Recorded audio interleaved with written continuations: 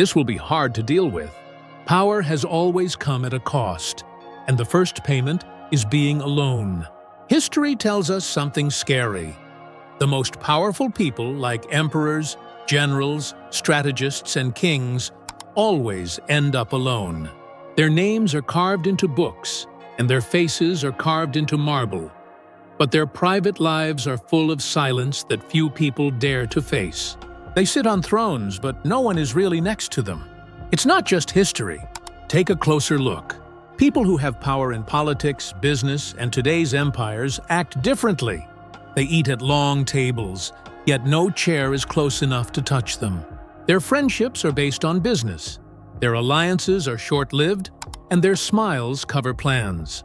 The higher someone goes, the less people they trust, and the fewer people they let get close. And here's the paradox that should make you uneasy.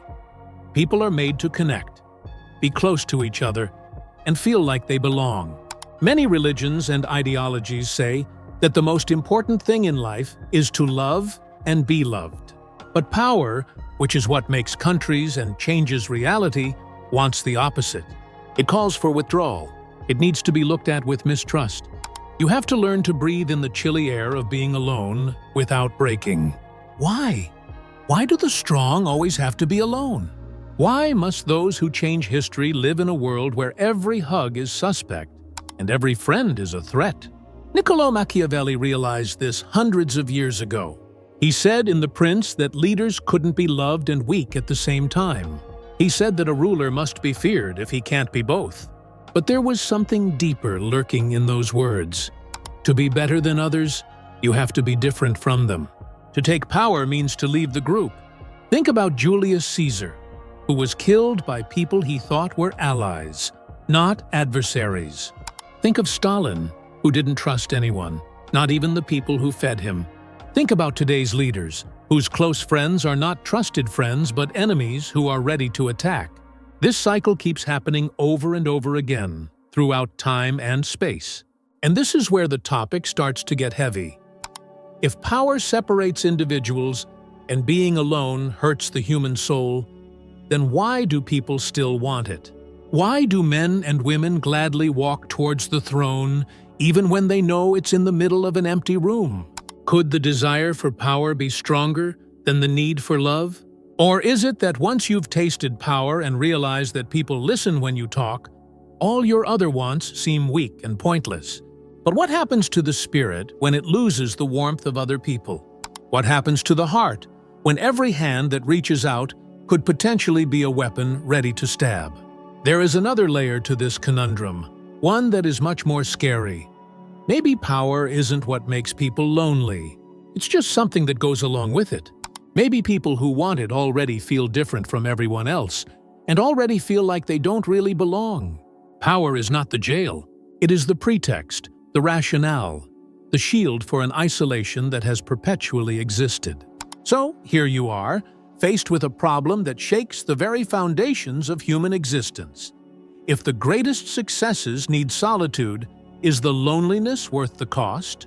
If being alone makes you strong but empty, and being with others makes you weak, which way would you go?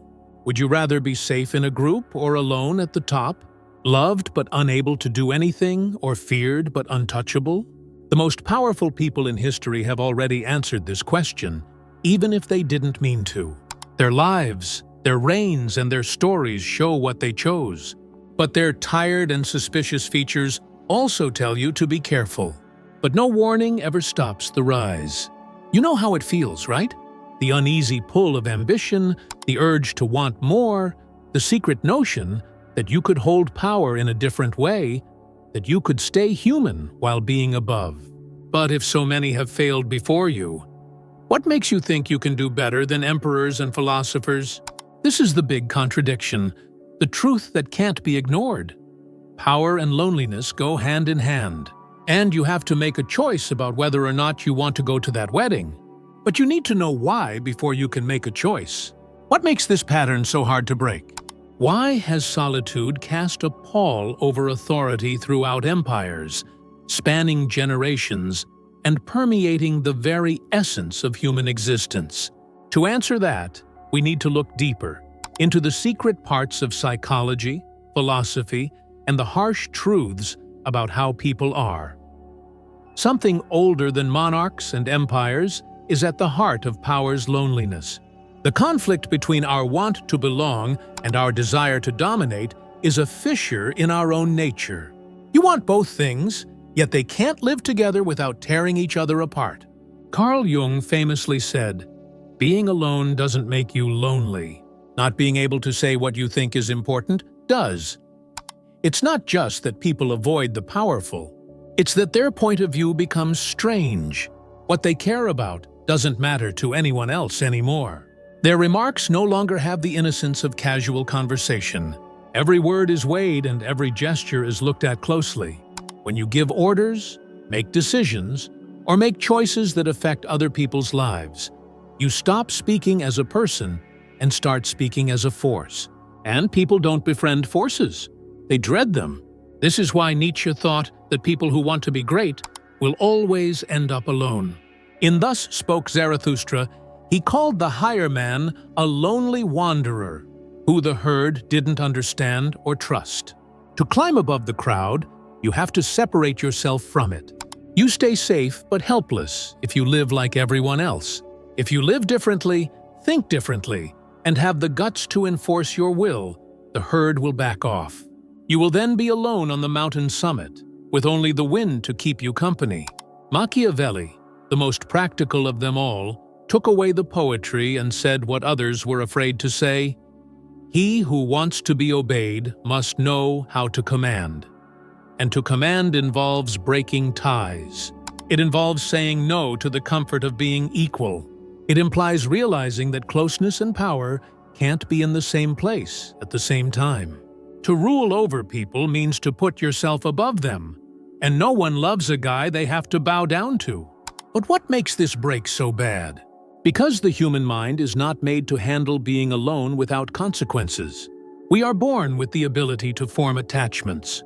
Babies can't live without someone else's gaze, touch, or heartbeat.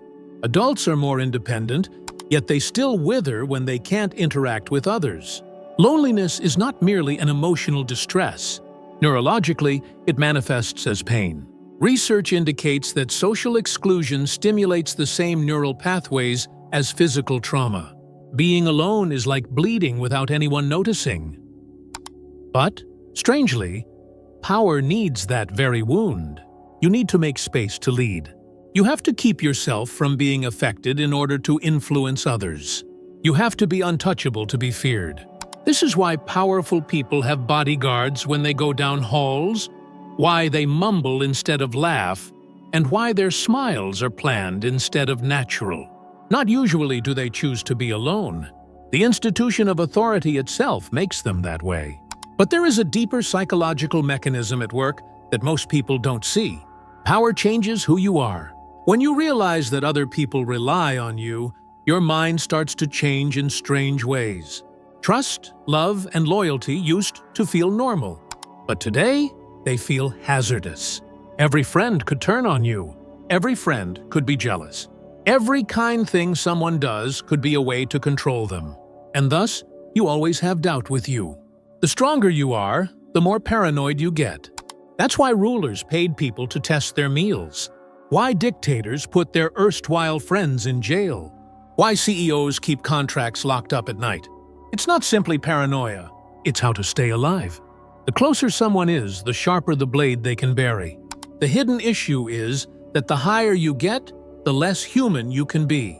You have to cut off your own need for warmth, or else it will be used against you.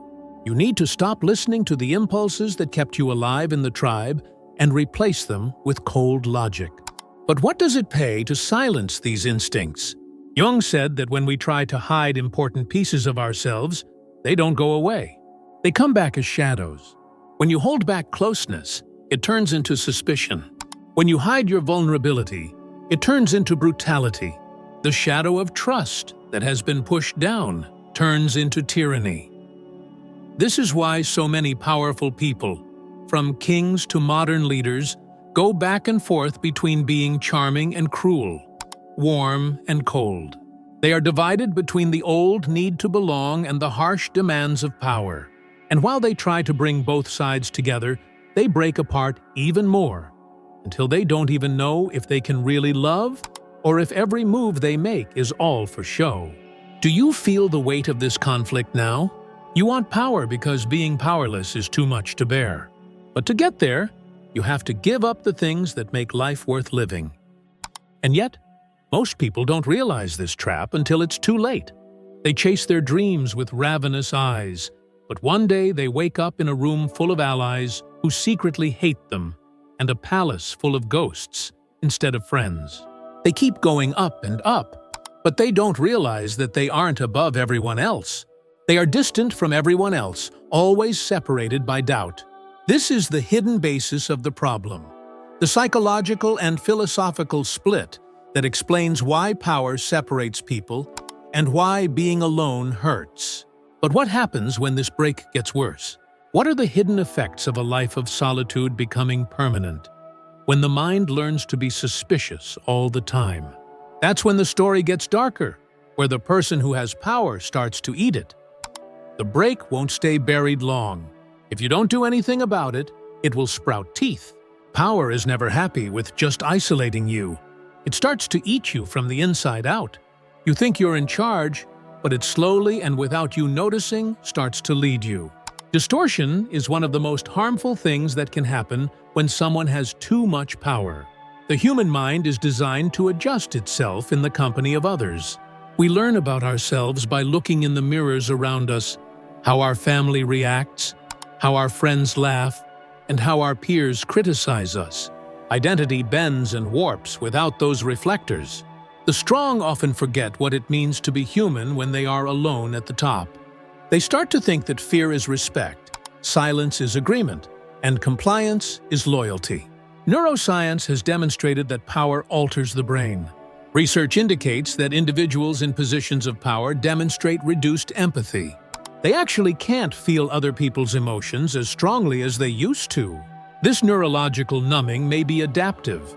It stops leaders from breaking down under the weight of collective suffering, but it also makes the gap worse. The powerful can't relate to others without empathy, and they can't belong without relating. The loneliness gets worse and worse, turning from a wound into armor and then into a cage. And then there is paranoia. Without real connections, strong people start to see ghosts in every shadow. Every whisper turns into a plot. Every quiet moment feels perilous. This is what psychologists term the hostile attribution bias, which means that people tend to see unclear behaviors as threats. The globe becomes a stage for daggers for the lonely CEO, the isolated monarch, and the general who is not trusted. The mind learns to expect betrayal, so it sees it everywhere. There are many examples in history. Nero, the Roman emperor, started off as a popular leader but finished his reign by killing senators, family members, and even his own mother because he thought there were plots against him. Or Ivan the Terrible, whose rule became insane as his fear of treachery turned into murder. These were not just political failures, they were psychological breakdowns caused by being alone. But there is another, less obvious effect that can be even more scary.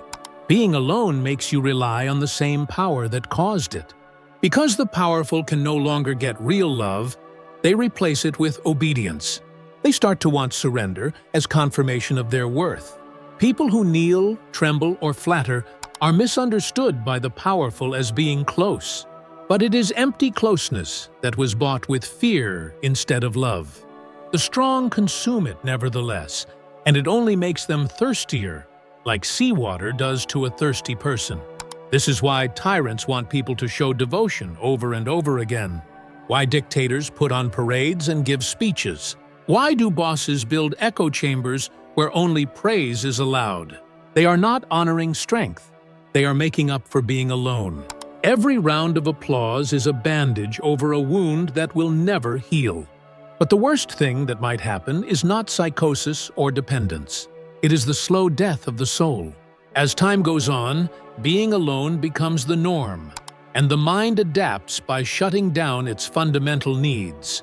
People in power start to forget what it feels like to be close to someone. They can't trust anyone, not even themselves. When you think everyone is out to get you, how do you know your own motives are good? How can you know when you love someone when every relationship is based on business? Nietzsche warned of this gulf when he said, "Anyone who fights monsters should make sure they don't become one." The monster isn't always vicious or tyrannical. Sometimes it's just empty. The chilly, empty shell of a person who once wanted to be great, but now can't be happy. Most people still think of power as romantic.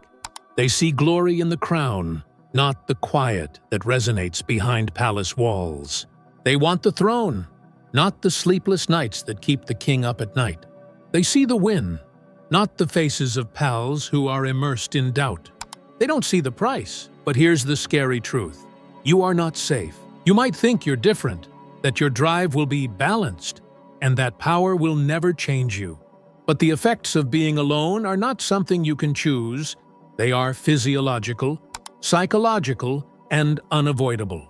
The brain changes when you have power. It makes things feel far away, even if you don't want it to. So, ask yourself, if you were to ascend and obtain power, would you be able to handle the loss of empathy, the continual paranoia, and the never-ending need for approval? Are you ready to wake up one day and realize that every smile you see is a mask, and every hand that reaches out to you is waiting for the right time to strike? You have to pay this fee.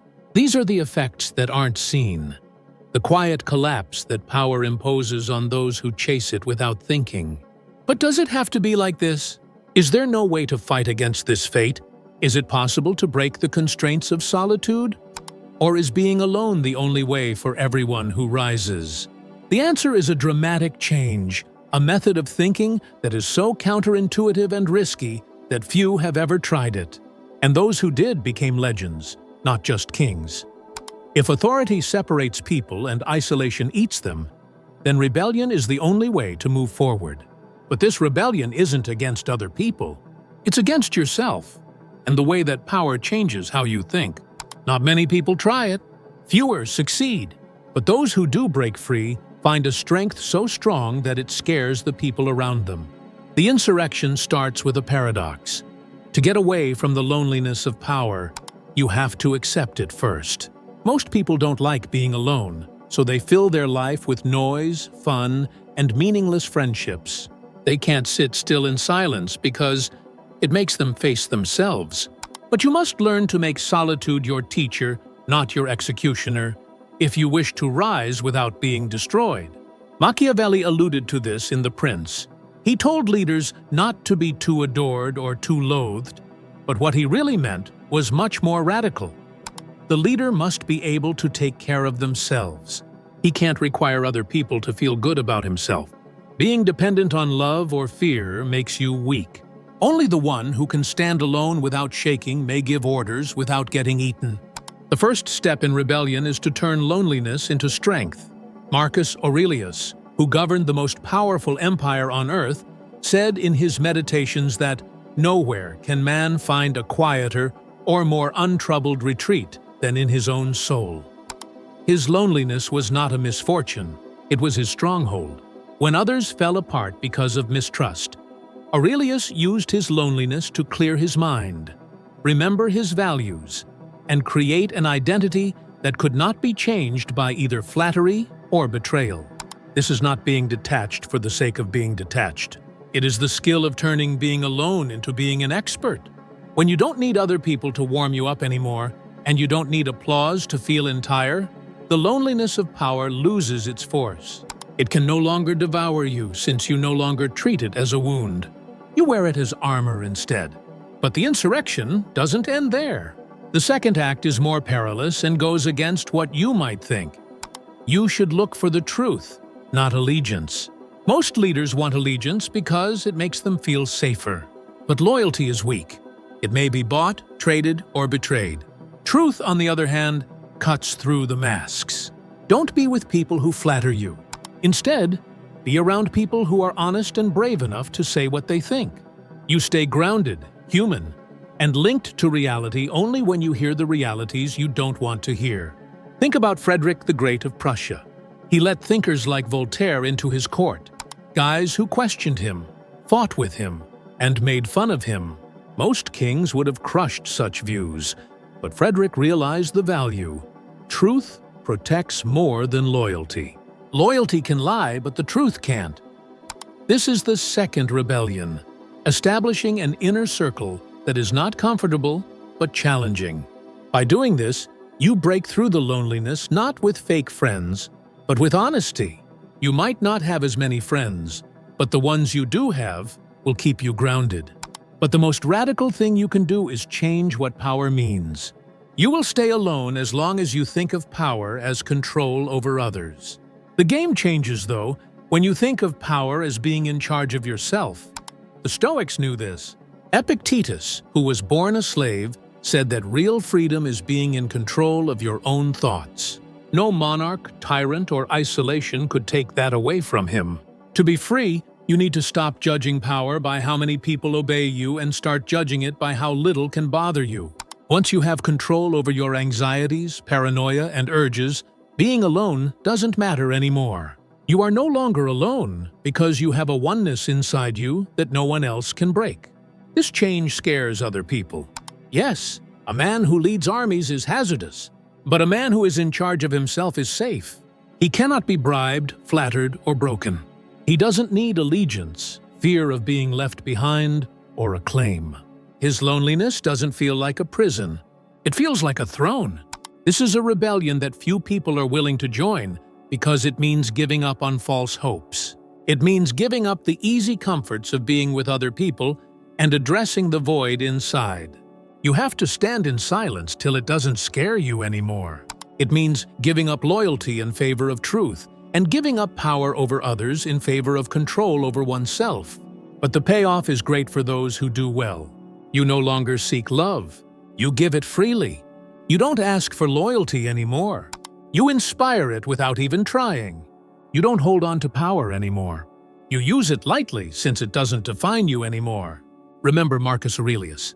He was an emperor, but he wrote all the time about death, humility, and how authority is only temporary. He strode among the soldiers as if he were one of them, not because he needed their approval, but because he wasn't afraid of being rejected. He was alone, yet it didn't take over his life. It made him sharper.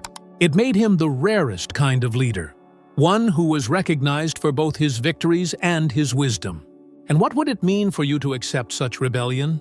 Could you sit still without wanting to do something else? Could you tear away the masks and accept those who harm you with truth? Could you stop thinking you can control other people and instead take on the scary freedom of controlling yourself? If you could, you would find a strength that is stronger than kingdoms and armies, the power to stay whole in a world that eats itself. But the narrative isn't over yet. Even this defiance has a last cost and a last discovery. What is left once you have accepted being alone, searched for the truth, and learned to control yourself? What is the ultimate truth at the center of power and loneliness? The truth that Machiavelli hinted at, the Stoics endured, and Nietzsche warned against? That fact, the last and most terrifying realization, is where all paths lead, and it will transform how you perceive yourself, how you view other people, and even how you see power itself. The rebellion shows you how to stay alive while you're alone. But surviving isn't the end.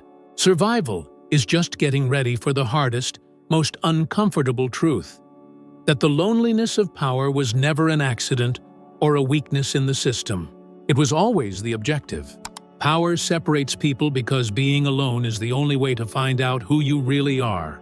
Without friends, without flattery, and without mirrors that show you comfortable lies, you are left with only yourself. And most people can't handle that. In the silence, most people find out that they are empty. Machiavelli, Nietzsche, and the Stoics all came to the same conclusion. Power is not about controlling others. It's about facing the dreadful loneliness of life itself and not running away. Machiavelli knew that kings would betray each other and that alliances would always fall apart. He told princes not to fully trust anyone, not because people are bad, but because they are weak. People do things because they have to, because they're scared, or because they can. Building a palace on sand is like relying on them for your safety. The prince must learn to be alone, for only then can he be strong when others fail. Nietzsche went even further. For him, the higher man was not punished with loneliness, but rather it was a test. To soar above the herd is living without the safety of being part of a group. His Zarathustra does not speak to groups of people. It speaks to those who may never fully understand him. This was not hopelessness. It was freedom. You can make your own values if you don't need the crowd anymore or want their approval. You can change the world however you choose, not how it wants you to. The Stoics, who were always practical, turned loneliness into strength. Every day, Marcus Aurelius told himself that people do things out of ignorance, that treachery is unavoidable, and that praise is useless. But instead of giving up, he utilized his time alone to look inside himself and establish a kingdom that no one could damage. The Stoics believed that being alone was not the same as being in exile. It was the way to regain control over the only thing that really matters, the self. So, here is the last and most important realization. Power doesn't isolate you to punish you. It does it to test you. It asks, who are you when no one else is around? When everyone you thought you could trust has let go, who are you? Who are you when there is no applause, no love, and no support to help you? Most people find out that they are nothing without other people. They fall apart and become tyrants who demand obedience, or they become empty shells who are too afraid to do anything. But the few, the very few, find something scary. They are still entire even when they are alone. They are enough. Because they are enough, they have a power that can't be broken by deception, flattery, or being left behind. This is why the most powerful people are constantly by themselves. Not because solitude destroys people, but because solitude shows them who they really are. Power takes away the false sense of connection until just the truth is left. That reality will hurt you if you are empty. If you are whole, that truth will make you the best. Now think about this. Could you wear such a crown? Could you stand amid the quiet without falling apart? Could you look into the depths of yourself without having other people's noise to drown it out? Think about what this means. If you get your strength from praise, being alone will kill you. If you get your strength from loyalty, being alone will betray you. But if you get stronger by learning to control yourself, the silence might be your friend. The treachery no longer matters. Your throne is the solitude. This is the last paradox. The most freeing road is also the most lonely. Being alone might feel like a prison, or it can feel like wings. Those who fail become tyrants, desperately trying to get people to do what they say. People who succeed become legendary, not because they governed others, but because they ruled themselves. And maybe this was Machiavelli's deepest secret, one that most people don't know about. He wasn't just telling rulers how to control others when he penned The Prince. He was quietly and indirectly warning them that the throne is a place where you can't stand being alone. And only those who can handle themselves are fit to sit on it. So now, the last question is like a knife. Do you really desire power? Not the fake power, not the adulation of crowds, not the meaningless warmth of compliance, but true power. The sort that takes away all your comfort until you're alone, with only your own will to keep you standing. Are you able to handle that? Can you handle the quiet? Can you stand on the top of the mountain with the wind blowing through you and no one else there and still feel whole? Then leave if you can't. Stay with the group. Stay with the warmth of being part of something. It's normal for people to do this. But if you can, if you think you could look into the loneliness without breaking, if you think you could handle the loneliness that Machiavelli knew, that Nietzsche cautioned about, and that the Stoics accepted, then you will know a reality that most people never touch. You will recognize that real power is not given, taken, or ordered. It is lived through. It is the fire that burns without sound. It is the crown made in solitude. And once you wear that crown, which is not made of gold but of self-control, Nothing in this world can ever dominate you again.